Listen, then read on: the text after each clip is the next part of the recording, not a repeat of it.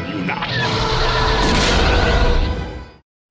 Hello everyone, and welcome to the Locations video where I will be previewing where in the Star Wars universe you'll be battling it out for squadron superiority in the dogfight and fleet battle modes within Star Wars Squadrons. These 6 locations have mostly been seen by the public, whether it's from the EA motive trailers or the videos posted from the EA Game Changers. There is only one that we haven't seen any confirmed footage of, to which we'll get into later in the video. Before we get much further, I'd like to give a big thank you to my friend Nick Sperry, who created that newly animated intro logo for me. He's got his own Twitch channel called 312 Squadron where he streams playing Star Wars video games and the X-Wing miniatures game. So go check him out via the link in the description below and show him some love. On to our first location we'll be checking out, and the one we've probably seen the most of, the Nadiri Dockyards. These dockyards are a starship manufacturing facility hidden deep inside the Bormia sector on the fringes of the Ringali Nebula. As we've seen in the gameplay trailer and the concept art, this is the site of the construction of at least one of the New Republic Starhawks. This means the New Republic will defend these dockyards at all costs from the Empire. From the EA Game Changers footage, we got to see a majority of what the Nadiri dockyards will look like in fleet battle mode. The dockyards themselves are carved into a large asteroid within an asteroid field with levels and branches of space station pods along with the bridges and structural pieces connecting them together. Large capital ship docking arms jut out towards each faction's side of the battle. The setting itself creates 3 lanes of sorts within the dockyards, where the central lane can see each flagship very slowly approaching each other as the battle progresses, and the 2 outer lanes each have their respective factions' frigates covering each at their ends.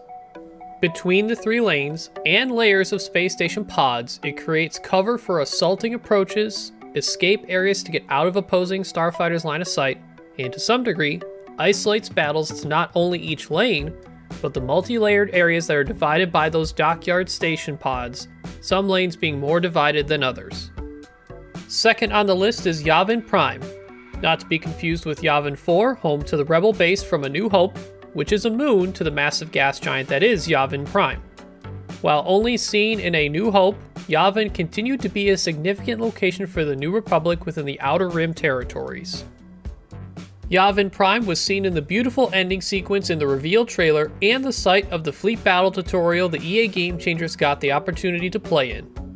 In both, we can see a stark difference to the rest of the locations in that there is almost no cover, just a pure open atmosphere between the Empire and New Republic above the gas, which is actually where the only cover is, within the gas itself below.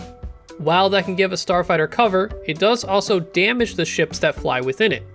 We don't yet know how much damage, and if any of it is absorbed by the shields for a time, or if it's directly to the ship's hull. It has only been mentioned that you can take cover while taking damage in the gas below, no footage available for confirmation. Either way, it's going to be a tactical decision when and how to use it best for each squadron. Next up, we have a location we only have seen in the gameplay trailer so far, Galatan. This is a remote moon with the dangerous but beautiful Ringali Nebula, which was mentioned to have the Nadiri dockyards on the fringe of. The forces of the turbulent nebula have pulled the moon apart into an asteroid field of still molten fragments. This asteroid field will provide much of the cover for squadrons to move around in for approaching assaults and daring escapes. We do see the striking differences between areas within Galatan with the lighting from the molten sections of the moon. Certain shots from the gameplay trailer vary from flying towards the main mass of Galatan near the fringes of the asteroid field, and right next to the glowing orange and red molten. We'll have to see if the developers at Motive add any dynamic changes to Galatan's asteroid field as the battle progresses there, such as asteroids crashing into each other or molten explosions.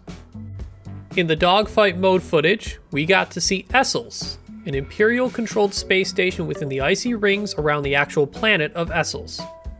Though this listening station outpost is close to New Republic space, it's been under Imperial control for about a decade. Being close to New Republic-controlled space, the New Republic is eager to destroy this Imperial outpost.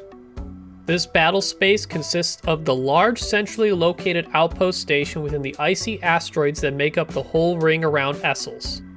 From what we saw in the Game Changers footage, there isn't much of the main battle going on actually within the asteroids, it's all around and even in the space station. There are trenches and large enough holes in the space station structure that pilots can fly their starfighters within the station for cover. Structures around the outside protrude out, such as towers, comms dishes, and higher raised sections of the surface of the station itself.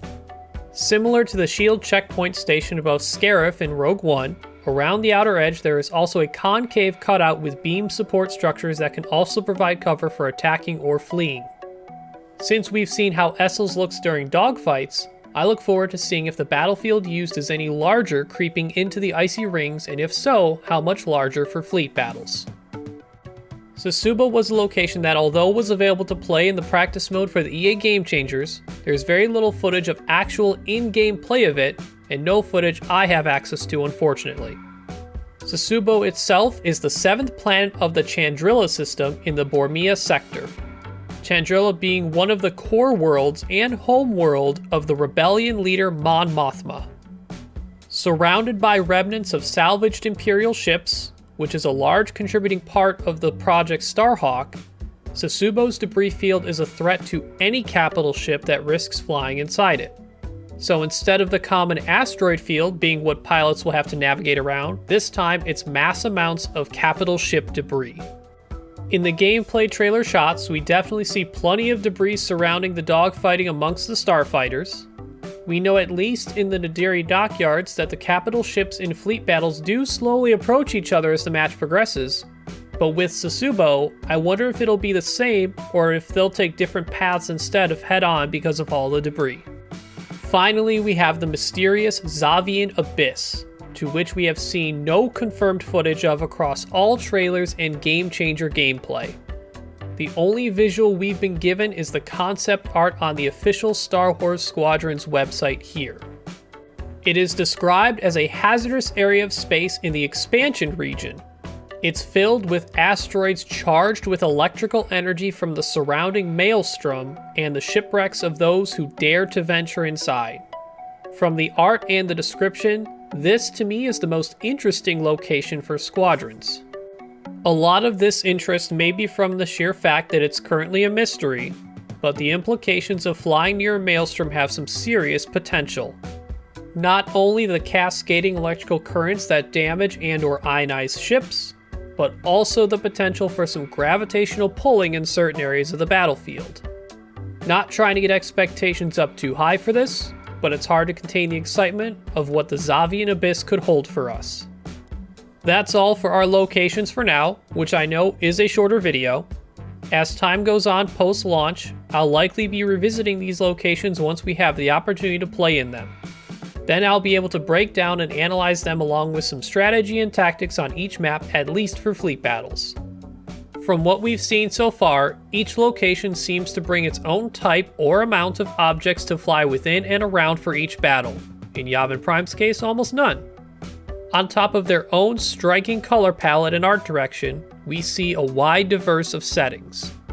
Shipyards within a large asteroid, atmosphere of a gas giant, molten fractured moon surrounded by its own fragments, space station outpost within a planet's icy rings, mass debris field of capital ships, and an electrical maelstrom where ships rarely ever survive to navigate.